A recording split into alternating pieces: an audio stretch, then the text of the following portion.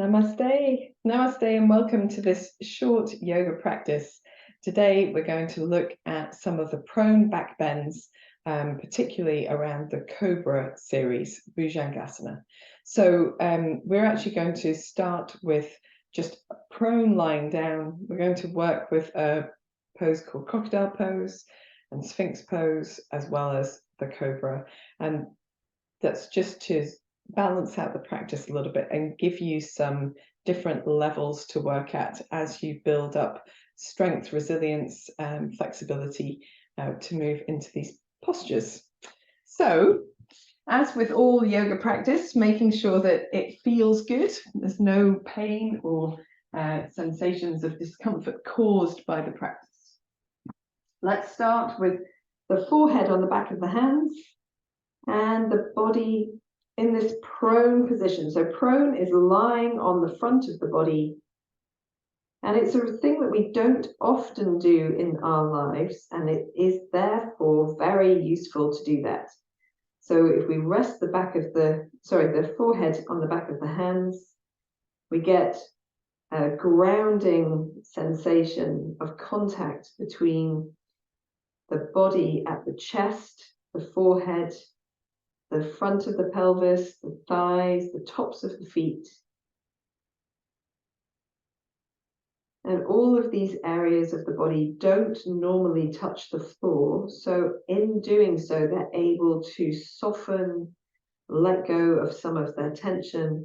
And this position keeps the spine in its natural S curves. And it can be very therapeutic for a sensitive low back or a tired low back. So if that's the case for you, you might want to hang out here for this whole video instead of doing the rest of the practice. Or you might want to use this whenever you feel your low back getting tired after perhaps a long day of sitting or driving or traveling, or even a long day of standing. So here we want to release as much effort from the body as possible. So allow the belly muscles to be nice and soft, the thighs to be nice and soft, the buttocks. You can even give your hips a little wiggle from side to side if that's useful to loosen off any tension in the back of the body, the front of the body. And then from here, we're going to just raise the upper body slightly and draw the elbows underneath the shoulders so that we nestle the lowest part of the ribs and the belly and the pelvis into the floor, but we create a little lift underneath the chest. And in Sphinx pose, the further forward you have your elbows, the less bendy this is in your back. So if back bending, which is what we're doing, spinal extension, isn't a natural movement for you, or you feel it's more challenging, then work with the elbows a little further forward and the body a little bit closer to the floor. So finding wherever your right height is, we want to draw the shoulder blades towards each other as if you were trying to open your chest, which is exactly what we're trying to do. Engage the upper back. We want to press into the floor with the hands and the elbows. So we create a little bit of a lift and space so that as we glide the shoulder blades back, we also have more room to move into that space. Now, if this feels a little bit bendy in your low back, simply press your pubic bone down, which will just ever so slightly flatten out that curve, create a little bit of muscular support for the movement. And you can also press the tops of the legs, the tops of the feet down into the floor and firm the buttocks. We want to be able to create a touch of lift over the abdomen as well. So just gently drawing your pelvis towards your, not pelvis, your belly button towards your spine. And notice how active this pose is. Pressing into the hands and the forearms, drawing the shoulder blades towards each other, pressing down with the legs, firm in the belly, firm in the buttocks, pressing down with the pubic bone. And take a couple of deep breaths here. We want to allow our neck to be not rigid, but in line with what the rest of the spine is doing. So we don't want to counterbalance by dropping the chin down, but allow the back of the neck to be active without leading with the chin. So we don't want to lift the chin beyond where the rest of the spine is naturally going.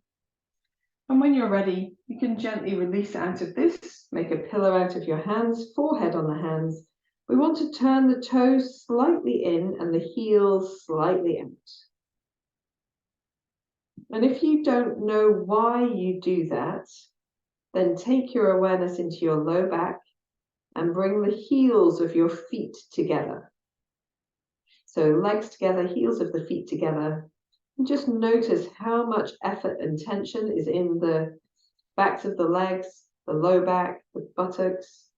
And then as you turn your heels out and toes in, letting the legs separate slightly, notice how much softer those areas of the body are. So this position of the feet is all about creating ease and release through the low back and the back of the pelvis. If it doesn't create ease and release for you, then find an alternative position of the legs that does. Wherever you're resting, take a couple of deeper breaths.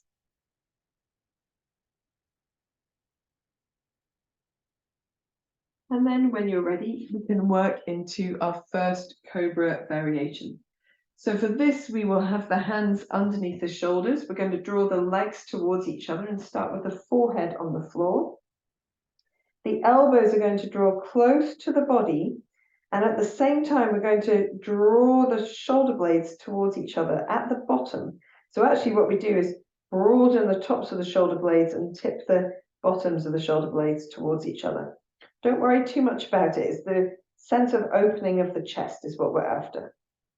Then we're going to press the pubic bone down, press the feet into the floor with the thighs closer together, lift in the belly muscles, and here, without pressing into the hands, we're going to breathe in, lift the head, the chest, the hands off the floor, keeping this position of the upper back, and breathe out as we lower. Breathing in as we peel the upper body off the floor without leading with the chin, so still looking down, and breathing out and down. Firm in the belly, the buttocks, and the legs pressing down, and releasing. Let's do one more. Breathing in to lift, breathing out to lower. This time we're going to leave the hands on the mat.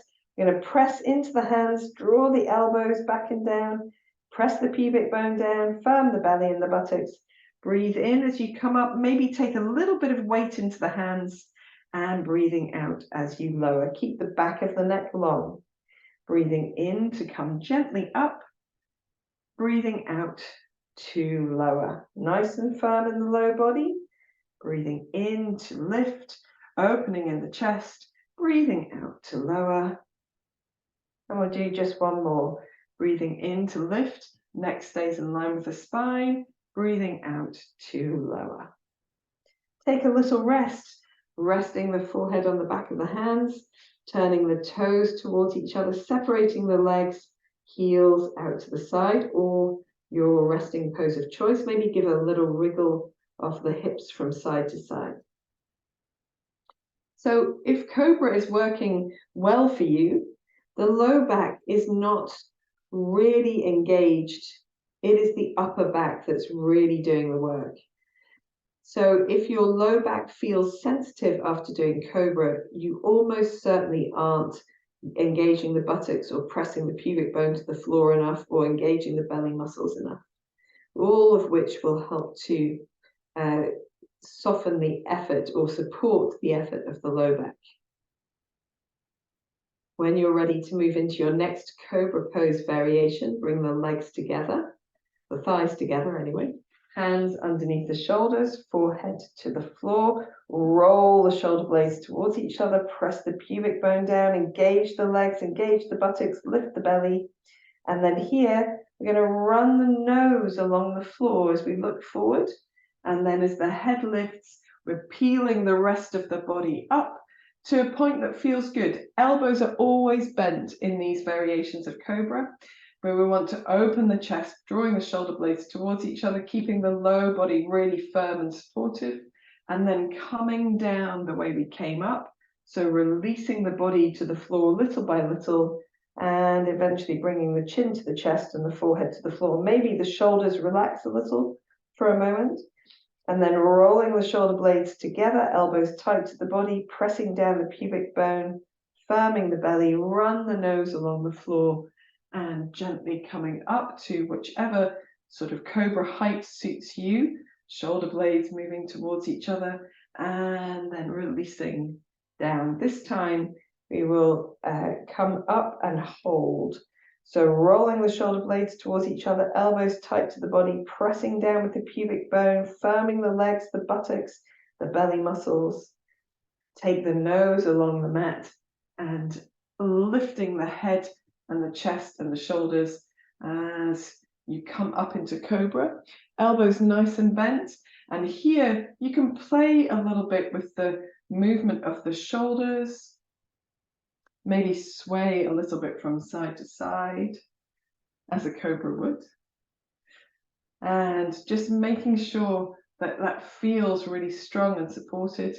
And when you're ready, coming all the way down, making a pillow out of the hands, heels out, toes in, legs relaxed. And that space between the shoulder blades really softening. Taking some longer, deeper breaths. If at any stage you feel that doing a child's pose or coming up into kneeling or sitting just to move the back in a different way would be useful for you, please do that. Personally, I like to rest here on my tummy.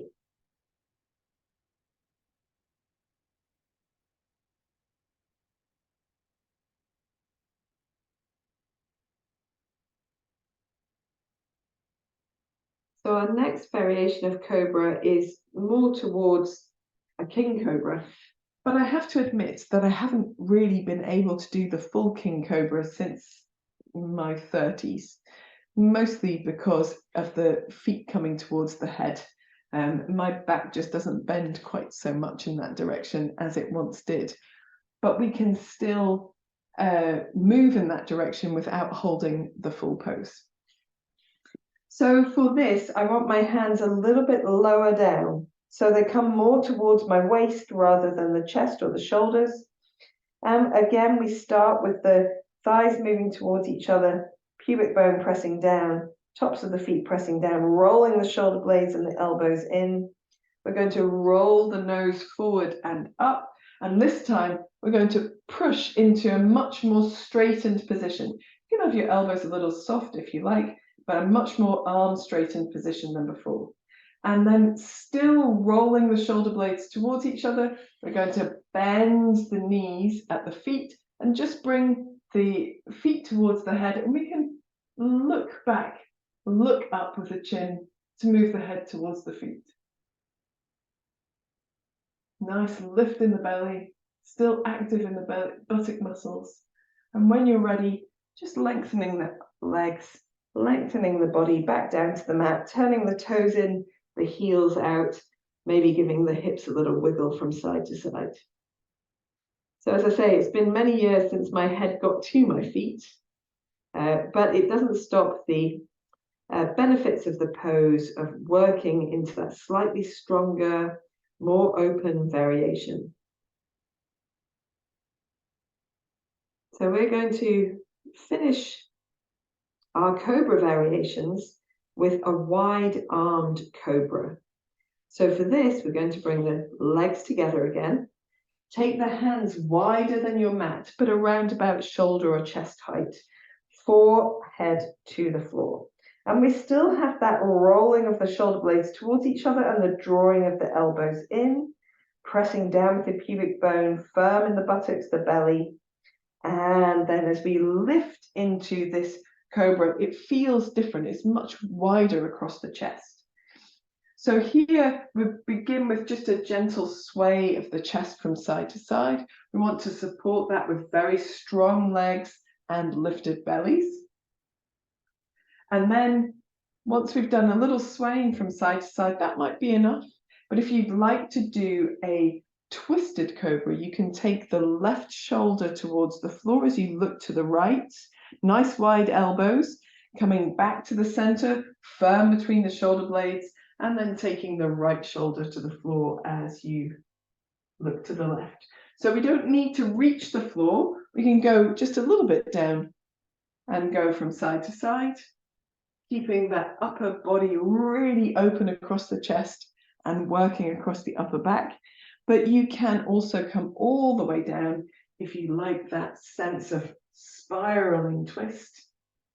And this is one of my favorite cobras to do, not only because it's really good for strengthening the arms, but also because it's really nice for opening the chest and creating that strength and stability through the low body as well. Maybe one more time to each side.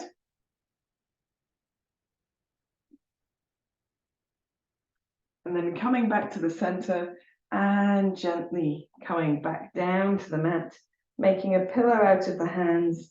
And this time, after we settle our toes in and the heels out, give a little bit of a wiggle, we're going to do crocodile pose, which has the legs in a different variation, but the same position of the upper body.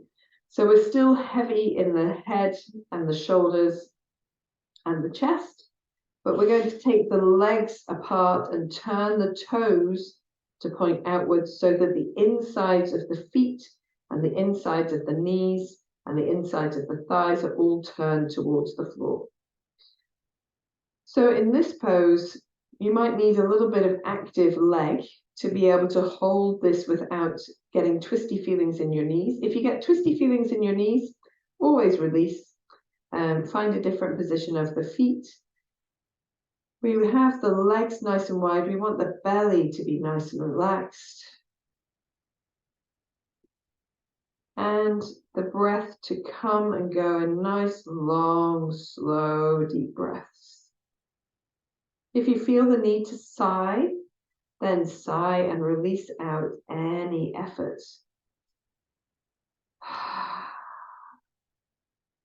Any tension, anything that comes up that you would like to let go of. For those who are super comfortable here, you might like to turn your ear to the floor and let your arms rest down by your side. If that feels good across the neck and the shoulders, sometimes that's really, really nice. If you're turning your head to one side, it's always good to practice balance by turning your head the opposite way as well.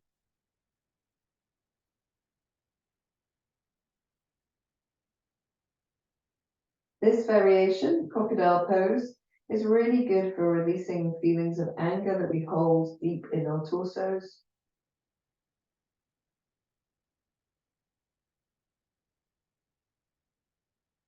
The things that you're angry about, but that you push down or suppress.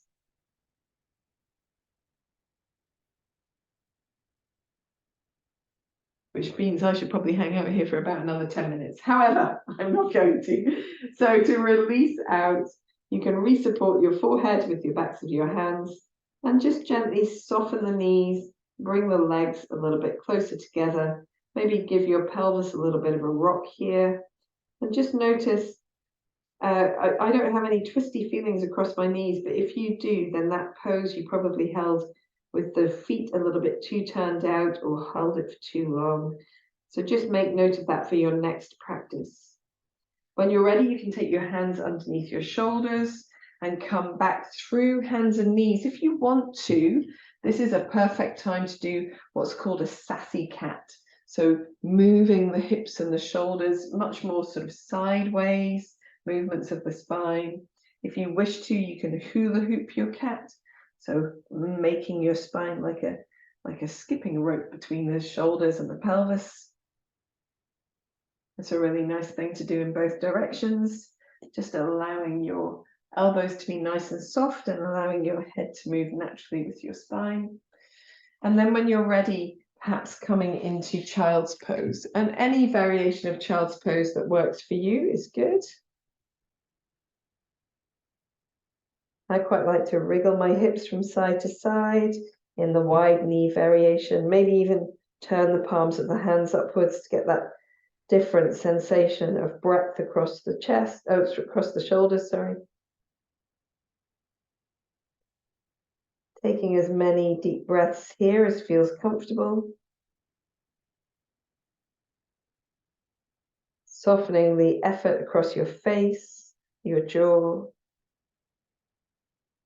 If you need more rounding of your back, more flexion, you can bring your knees towards each other and rest your arms back so the hands are down by the ankles. And that creates more rounded length through the back of the body. And for some people, that will be a better release. Whenever you've had enough releasing, you can come into any upright position. This is the perfect time to do a little bit of relaxation, put on the music that you like to listen to, or a guided meditation if you like. There's plenty of relaxation videos also on this channel. And if you are feeling quite sensitive in your low back, hopefully you're not, because we engage through the body so well. And I find personally when I do that, I don't get any low back sensitivity. But if you have, because you're new to practicing this intensity, then legs up the wall or legs up onto a sofa or a chair as you relax is a great option. I hope you enjoyed this practice, and join me again for some more short investigations into yoga practices. Namaste.